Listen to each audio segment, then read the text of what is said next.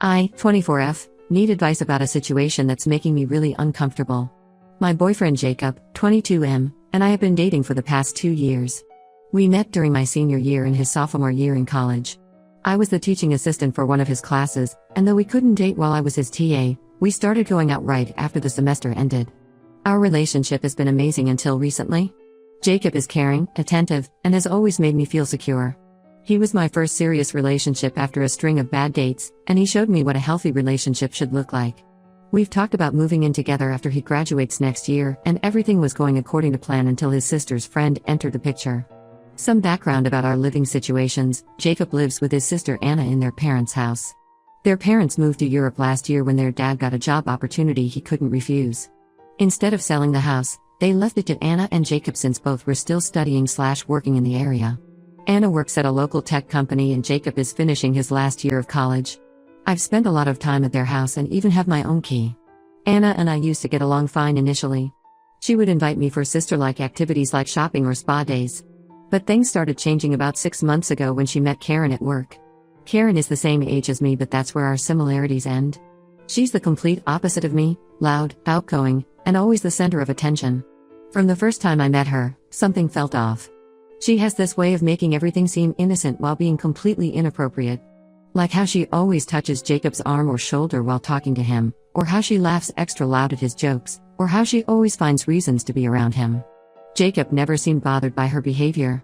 He says that's just how Karen is with everyone, but I've watched her. She doesn't act that way with other guys. Anna started inviting Karen over more frequently, almost every weekend.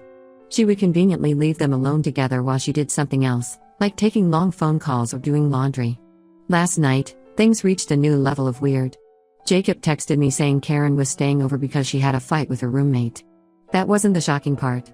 The shocking part was that she would be sleeping in his room because apparently, Anna's room was too small for both of them. I asked about other options: the living room couch, the guest room, even the floor in Anna's room. Jacob had an excuse for everything. The couch was uncomfortable because the cushions were worn out. The guest room was being renovated after a water leak. Anna's room was too cluttered with her work-from-home setup to put a mattress on the floor. What bothers me most is how casual Jacob was about this whole arrangement. When I expressed my discomfort, he laughed it off, saying I was being silly and overprotective. He said Karen is like a sister to him, but I've seen how she looks at him when she thinks no one is watching. The more I think about it, the more suspicious everything seems. Anna has a queen-sized bed. I've slept over in her room before when Jacob was sick. There's definitely enough space for 2 people. And their living room is huge. Even if the couch is uncomfortable, they have plenty of space for an air mattress. I've also noticed other small things that I previously ignored. Like how Karen always brings Jacob's favorite snacks when she visits, or how she started watching the same shows he likes just to have something to talk about with him. Anna seems to enable all of this. She's always praising Karen in front of Jacob, talking about how smart and funny she is, how good she is at her job, how all the guys at work have crushes on her. Last week, I overheard Anna telling Jacob that he needs someone more fun and spontaneous in his life. When she saw me, she quickly changed the subject, but I know what she meant. She's been making these passive-aggressive comments about how I'm too serious and controlling. I tried talking to my best friend about this. She thinks Anna is definitely trying to set up Jacob with Karen and that the sleepover is just another part of their plan. She suggested I should confront Jacob directly, but I'm scared of coming across as the jealous, insecure girlfriend. I trust Jacob, or at least I want to trust him. We've never had any trust issues before. He's always been open about his female friends and I've never had a problem with any of them. But something about Karen just feels different. She's more calculating, more deliberate in her actions. I don't want to be the girlfriend who tells her boyfriend who he can or can't be friends with. I don't want to give Anna more reasons to think I'm controlling. But this situation feels so wrong. What kind of sister encourages her friend to sleep in her brother's room? What kind of boyfriend doesn't see how inappropriate this is? I keep wondering if I'm overreacting. Maybe I'm seeing things that aren't there. But my gut feeling has never been wrong before. Should I confront Jacob about this? Should I talk to Anna? Or should I just wait and see what happens? I don't want to ruin my relationship over this, but I also don't want to be made a fool of. Edit: I realize my post might have come across as blaming Anna too much. While I do think she's enabling this situation, my main issue is with Jacob. He's the one in a relationship with me. He's the one who should be setting boundaries. His sister might have suggested this arrangement, but he's the one who agreed to it. That's what bothers me the most. Update 1. It's been a week since my original post, and I need to share what happened because things have gotten so much worse. After reading the comments suggesting I have a serious talk with Jacob, I decided to visit him the next day. I didn't tell him I was coming because I wanted to see how things really were when I wasn't expected. When I got to his house using my key, I heard laughter coming from his room. I found Jacob and Karen sitting on his bed, playing Mario Kart. She was wearing pajama shorts and one of his college t-shirts. They both looked surprised to see me, but not guilty, almost like they didn't think they were doing anything wrong. Jacob quickly explained that he had slept on the floor the previous night while Karen took his bed. But something felt off about the whole scene. They seemed too comfortable around each other, like this wasn't the first time they'd hung out alone in his room. There were snack wrappers everywhere and empty energy drink cans suggesting they'd stayed up late gaming together. I asked to talk to Jacob privately, but Anna kept interrupting us. First, she needed Jacob's help with moving some boxes. Then she wanted his opinion on what to order for lunch. Then she suddenly remembered they had to call their parents. Every time I tried to get Jacob alone, she found some excuse to keep him busy. Eventually, Jacob went to take a shower, leaving his phone on his desk. I know what I did next was wrong, but I couldn't help myself. I checked his phone. What I found made my heart sink. There were dozens of late-night texts between him and Karen from the past few weeks. While there wasn't anything explicitly romantic, there were lots of inside jokes and flirty comments. They had a running joke about how I'm always checking up on Jacob and being overprotective. But what hurt the most was a group chat with Anna. They had been making fun of my concerns about their friendship. Karen had sent messages like, "OMG, she's so paranoid, and does she think I'm going to steal her precious boyfriend?" What's worse, Jacob had played along, sending laughing emojis and adding his own jokes about how I need to loosen up. When Jacob came back from his shower, I confronted him about the texts. Instead of apologizing, he got angry. He accused me of invading his privacy and said this was exactly why Anna thought I was too controlling. He said I was acting crazy and that if I trusted him, I wouldn't be going through his phone. I tried to explain that my concerns weren't baseless, that his behavior with Karen was inappropriate and disrespectful to our relationship. He just got more defensive and said I was trying to control who he could be friends with. When I brought up how they were mocking me in the group chat, he said they were just joking around and I was being too sensitive. The argument got heated. Anna came into the room and sided with Jacob, saying I was creating drama over nothing. She said if I was secure in my relationship, I wouldn't be threatened by Karen. That's when I lost it. I told them both that they were gaslighting me, making me feel crazy for having normal boundaries in a relationship. Jacob told me I needed to leave and cool off. As I was walking out, I saw Karen smirking from the doorway of Anna's room. She had probably heard the whole fight. I haven't spoken to Jacob since then. He hasn't reached out either, not even to apologize or explain. Anna has been posting Instagram stories of them all hanging out together, game nights, movie marathons, even a barbecue at their house. In one of the stories, Karen was wearing Jacob's favorite hoodie, the one I gave him for his birthday last year. She was sitting next to him on the couch, both of them laughing at something on his phone. My friends think I should break up with him. They say his behavior is a form of emotional cheating, even if nothing physical has happened yet. They think Anna and Karen planned this whole thing to drive a wedge between us, and Jacob is either too blind to see it or willingly participating. Part of me still hopes there's an explanation for all this. Maybe I did overreact about the texts. Maybe I'm seeing things that aren't there. But another part of me knows that a boyfriend who respects his relationship wouldn't let his sister's friends sleep in his room, wouldn't participate in mocking his girlfriend, and wouldn't dismiss her feelings when she expresses discomfort. I don't know what to do now. Should I reach out to Jacob? Should I wait for him to contact me? Or should I just accept that this relationship is over? Am I being naive and hoping for an explanation that could make all of this okay?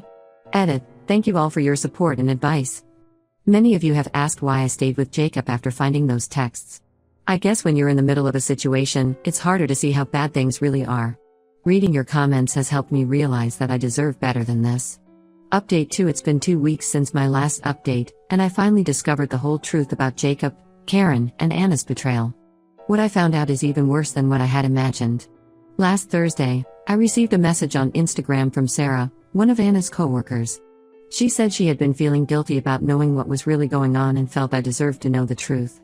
At first, I was skeptical, but then she started sharing details that only someone close to the situation would know. According to Sarah, this whole thing was carefully planned by Anna and Karen from the start. When Karen joined their company 6 months ago, she immediately noticed Jacob's picture on Anna's desk and kept asking about him. After learning he had a girlfriend, Karen didn't back off. Instead, she convinced Anna that she would be a better match for Jacob than me. Sarah shared screenshots of conversations from their work group chat. Anna and Karen had been plotting ways to make me look bad in front of Jacob for months. The sleepover wasn't a spontaneous event, it was just one of their many planned situations to create opportunities for Karen to get closer to Jacob. They had a whole strategy. Karen would act super friendly and harmless at first, just enough to make me uncomfortable but not enough for me to justify my concerns.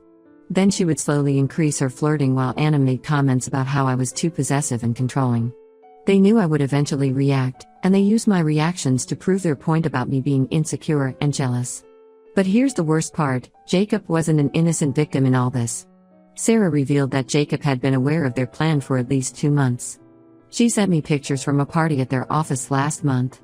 There were multiple photos of Jacob and Karen kissing in the parking lot. This happened while he was still with me, while he was still telling me I was paranoid and imagining things. The photos were timestamped 3 weeks ago, right around when Karen started staying over more frequently. There were also screenshots of conversations where Jacob actively participated in their plans, suggesting ways to make me feel insecure without being too obvious about it. When I confronted Jacob with all this evidence, his response made me sick. Instead of apologizing, he turned it around on me. He said my suspicious nature and controlling behavior had pushed him towards Karen. He claimed Karen understood him better and didn't try to restrict his freedom like I did. He actually had the audacity to say that if I hadn't been so paranoid about their friendship, maybe he wouldn't have developed feelings for her. According to him, my constant questioning and suspicion created a self-fulfilling prophecy. He said Karen made him feel free and appreciated, while I made him feel guilty and controlled. Anna joined in the conversation, saying she had only wanted what was best for her brother. She said she had seen how unhappy Jacob was with me and thought Karen could make him happier. When I pointed out that they had manipulated and gaslighted me for months, she dismissed it as just trying to help Jacob break free from a toxic relationship. The most ironic part? Sarah told me that Karen has a history of doing this. At their previous workplace, she had done something similar with another coworker's boyfriend. Sarah only found this out recently when she mentioned Karen to a friend who worked at Karen's old company. Looking back, I feel so stupid for doubting myself. All those times I felt crazy for being suspicious, all those times I apologized for being too controlling, they were manipulating me the whole time. They made me question my own judgment while they laughed about it behind my back. I've saved all the evidence Sarah sent me, though I'm not sure what I'm going to do with it. Part of me wants to expose them all, show everyone what they did. But another part of me just wants to move on and forget this whole nightmare ever happened. Either way, at least now I know the truth. I wasn't crazy, paranoid, or controlling. My instincts were right all along. I just wished I had trusted them sooner. Edit, many of you are asking why I haven't exposed them yet. I'm still processing everything and deciding what to do next. But don't worry, I won't let them get away with this. Update 3. It's been 3 months since my last update, and a lot has changed. After Jacob blamed me for his cheating, I blocked him, Anna, and Karen on all social media. Jacob tried to reach out through mutual friends, sending messages about how he had made a mistake and wanted to talk. I refused to engage. Some of our mutual friends chose sides, most supported me after learning the truth, but a few sided with Jacob, saying I should have been more understanding. Last week, I heard some interesting news from my college friend Emma, who still works at the campus cafe where Jacob hangs out. According to her, Jacob and Karen's relationship crashed and burned spectacularly. Apparently, Karen started flirting with Jacob's best friend Tyler about a month ago. Jacob caught them making out at a party at his house, in his room, of all places. The irony of the situation wasn't lost on anyone. The same guy who told me I was too suspicious and controlling caught his new girlfriend cheating on him in the exact same room where this whole mess started. From what Emma told me, Jacob caused a huge scene at the party, shouting about how Karen had betrayed him and how Tyler was never really his friend. The aftermath has been messy. Anna is stuck in an awkward position at work since Karen is still her coworker. She tried to get Karen transferred to a different department, but their manager refused to get involved in personal drama. Now Anna has to see Karen every day, knowing she hurt her brother the same way she helped hurt me. Sarah, who originally exposed their plot to me, told me that Karen has been telling everyone at work that Jacob was too clingy and possessive, the exact things he accused me of being. Apparently, she's been complaining about how he constantly checked her phone and questioned her about male friends. Karma really does come around. I heard Jacob try to reach out to me again after this happened, probably looking for sympathy or trying to apologize now that he knows how it feels. I maintained my no-contact policy. My life has moved in a different direction now. I graduated and got a job offer in a different city.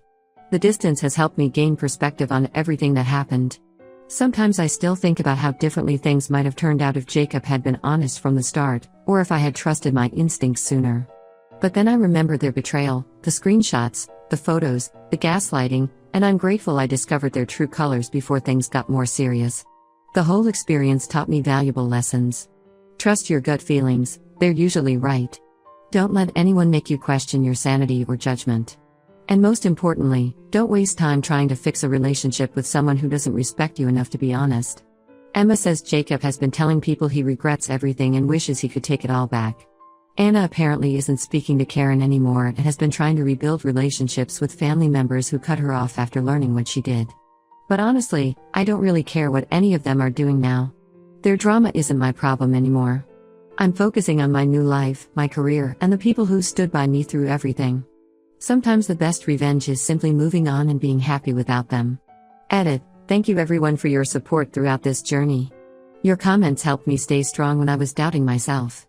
To those asking, no, I haven't responded to any of Jacob's attempts to contact me, and I don't plan to.